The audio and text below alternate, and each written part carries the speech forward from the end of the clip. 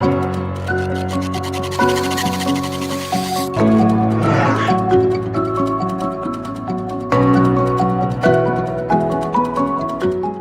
Congo Basin forest is the largest untouched rainforest in Africa, the second largest in the world, traversing 6 countries and covering a staggering 1.7 million square miles. Journalist Josephine Moulds, with support from the Pulitzer Centre, travelled to one of those countries, the Democratic Republic of Congo, to discover firsthand how oil and gas auctions threaten the forest's survival. She found a local community fighting back, and her reporting helped to see corrupt government officials lose their jobs.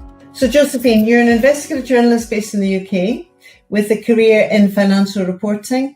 You've covered stories investigating banks, greenwashing, climate change, and much, much more. You've worked extensively for The Guardian, for The Times, and as a Rainforest Investigations Fellow for the Pulitzer Centre. And you're now staff at the Bureau of Investigative Journalists based in London. Welcome. Why did you feel that it was important to tell this story? Why should people outside those communities care about what's happening inside DRC? It's interesting because everyone cares about the Amazon. They know about the Amazon. It's known as the lungs of the world. Actually, the Congo Basin is now even more important. Like, the Amazon has been so horrendously destroyed that it now actually emits more carbon than it absorbs, whereas the Congo Basin rainforest is still a kind of lung. It absorbs all of this carbon dioxide, and it's seen as kind of the final frontier, like in some ways the last hope for us in terms of removing this carbon from the atmosphere that is causing so much climate change and damage. So at what point in your life did you decide that journalism was a path you wanted to take? And how did you get on that path? What was your own journey into the profession? So I should probably say Watergate or something like that, but it was probably more the TV programme Press Gang that made me want to be a journalist. And yeah, even at school, I was doing school magazines at all the schools I went to. Then at university, I was part of the student paper. So it was something, I was one of those slightly weird kids who knew from the age of probably about 11 what I wanted to do. So was journalism in your home as a kid? I mean, were any of your family journalists? Were there newspapers in the house? Definitely newspapers in the house. No one was journalists. My dad worked in development, and so it was very political household, people talking about issues. So I guess that kind of stuff was really present. So after you left university, because I always sort of feel, for me and for young journalists, the path into it's not a profession, it's a craft, but the path into it is so kind of varied for different people, and especially now, it almost feels, it's not a job that's advertised very often. How do you actually get yourself in there? How do you actually start going, okay, well, today I earned my living being a journalist? What was that for you? Yeah, I should probably give the caveat that I think probably everything's changed, but certainly when I was doing it, I was going to do the course, I was going to do the NCTJ, I had the course booked, and then I went on holiday to Barcelona and had a lovely time and stayed there for a couple of years being a translator. So I didn't go the traditional route. And when I came back from Barcelona, I went straight to a financial magazine, which had a grad trainee scheme. And at the time just felt like a route into journalism. But actually, I'm really glad I did it because it was such good grounding in loads of these kind of financial products. I was writing about collateralized debt obligations before the financial crash. So I knew all of this stuff that when the financial crisis came around was really helpful. And it's now really helpful in the investigative journalism because I know how to read an annual report and I can look at profit and loss accounts. So I'm very grateful for what was kind of a mistake. Absolutely. I think those kind of interesting backgrounds, actually, and that knowledge you get from somewhere is so useful, isn't it? It's no matter what kind of journalism you end up in, a background in something in real life, whether it's understanding finance or it's understanding international politics or languages, they all prove really useful tools, don't they? Absolutely. And I feel like finance is so much the power behind so many of our systems. I'm really glad that I understand the debt markets, for example, which aren't that sort of prevalent and in the news, but to understand the ways the bond market works is really helpful these days. So from there, what was your next step from there? From the financial magazine, I went straight into national newspapers from there, working always on the business desk, and then went freelance. So to get this job at the Bureau of Investigative Journalism was pretty much a dream job because it combined climate and finance. So I was looking very much at where those two meet. And yeah, I'm loving it. Did you feel, okay, I'm home now, I've kind of got my feet somewhere that I can actually do the work I want to do?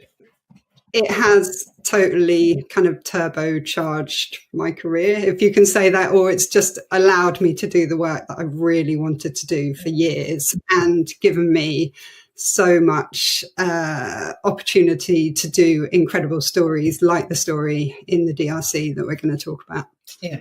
So let's talk about that. I mean, you had, which came first then, the story or the opportunity to do the story? The story. So it was back in 2022, the Democratic Republic of Congo announced this auction of rights to drill for oil and gas in like huge swathes of land right across the country, including in the rainforest.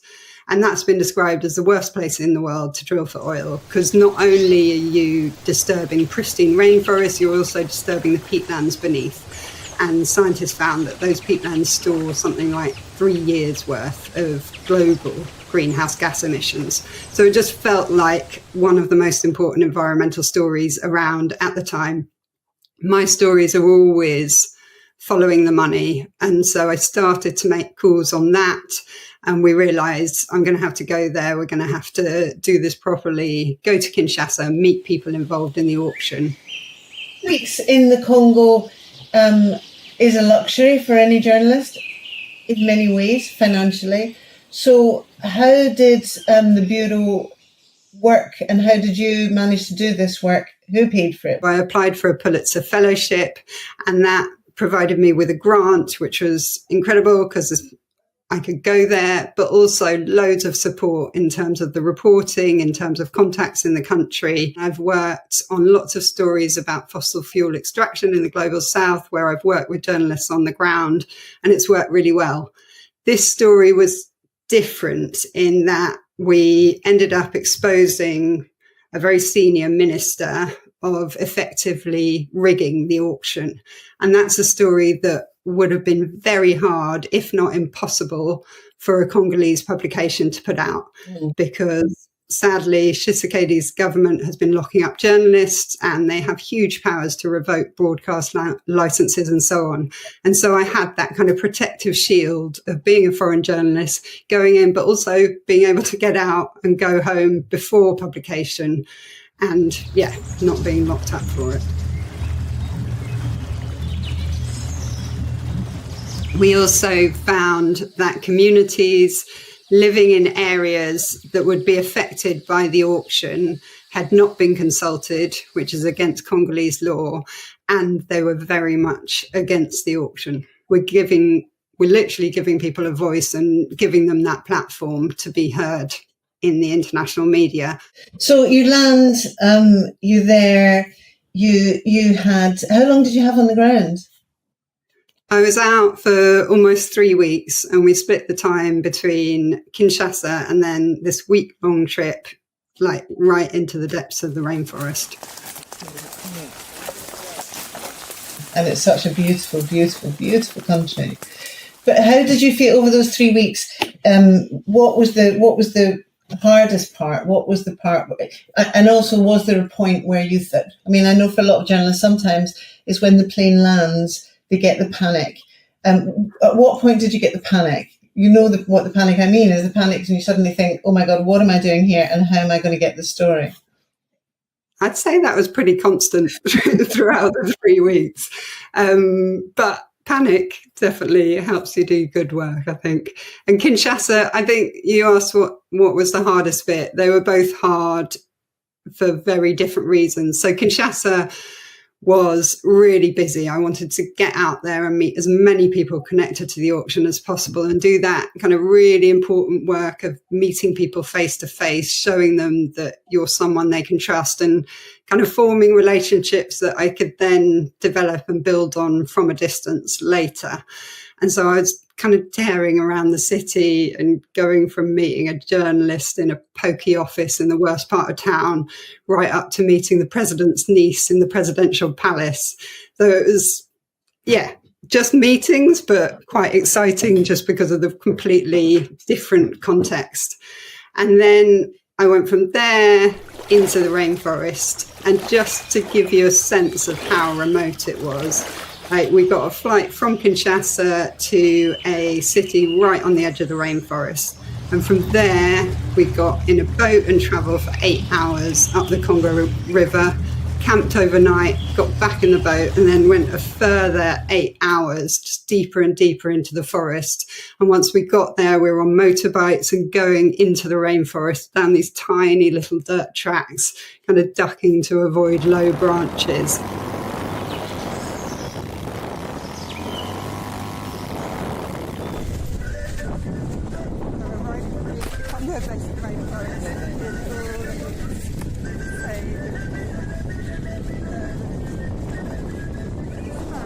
Until we got to a community where we were camping for like 3 or 4 nights, and from there traveling and meeting other communities and finding out, 1, whether they'd been consulted about the auction, and 2, whether they were in favour of it.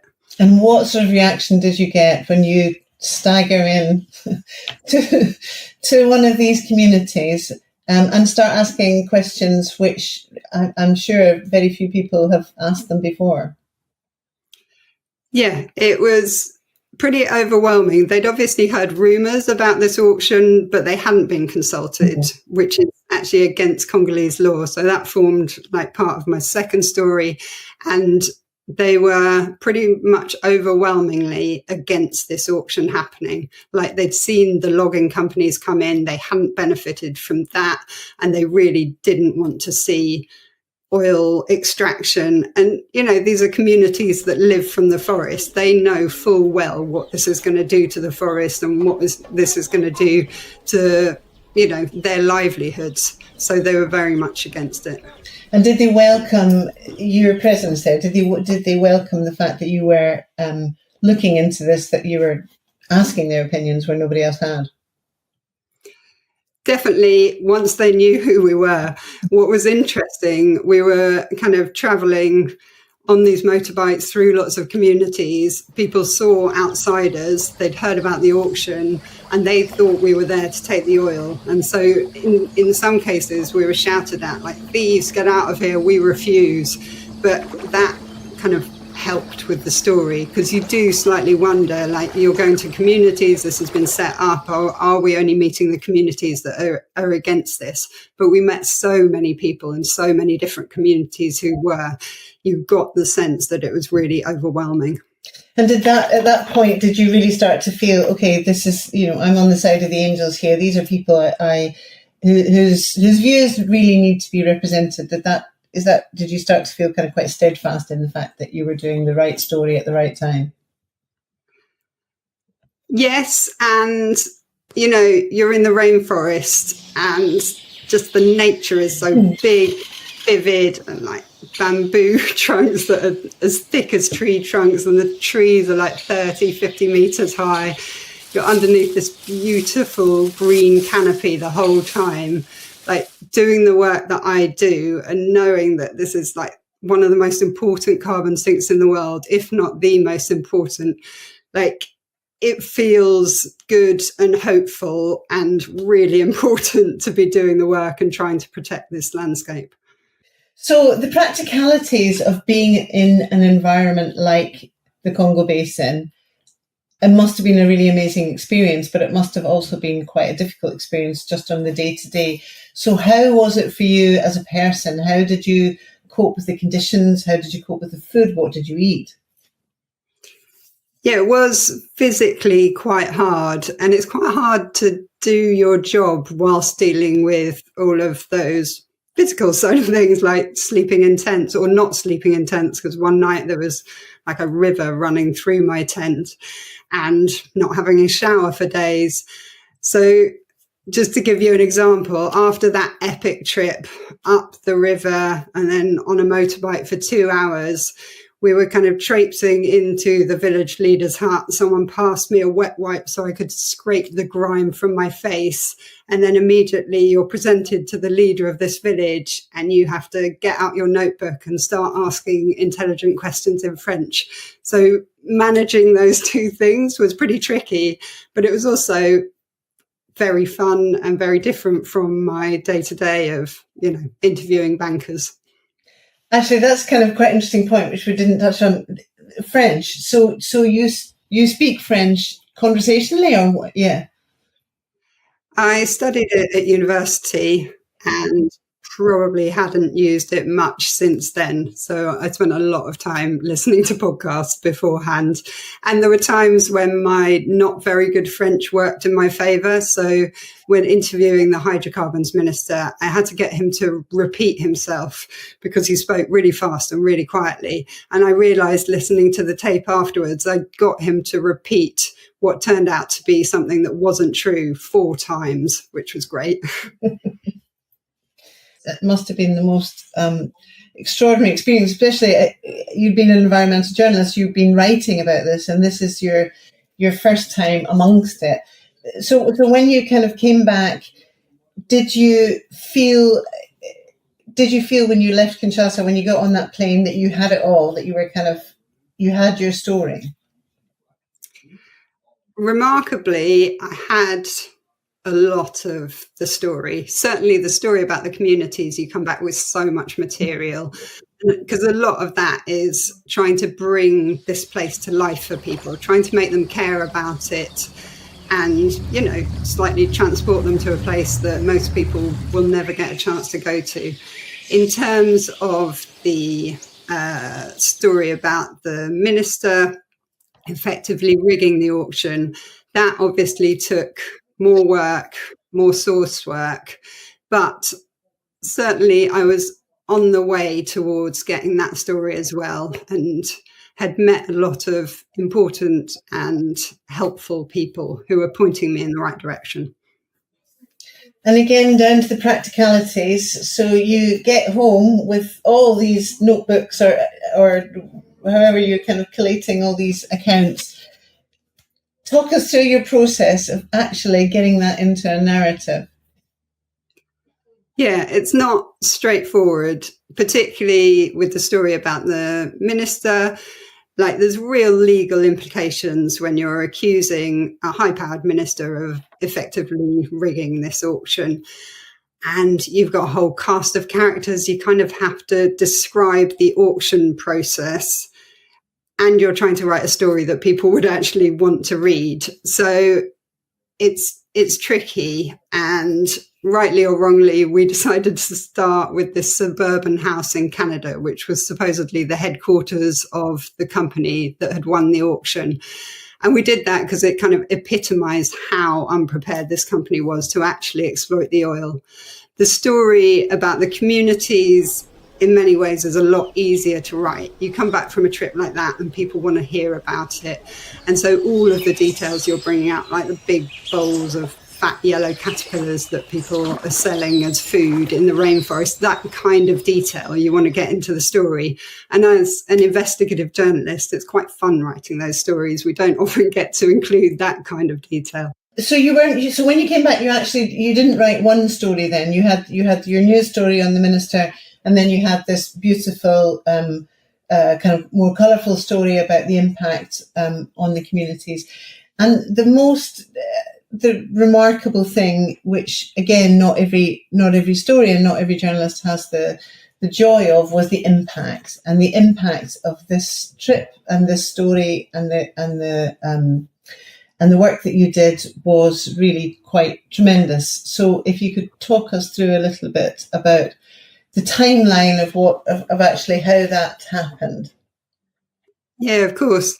So about a month after our story came out, Parenco, which is this French a British oil company and was seen as the last credible bidder in the auction.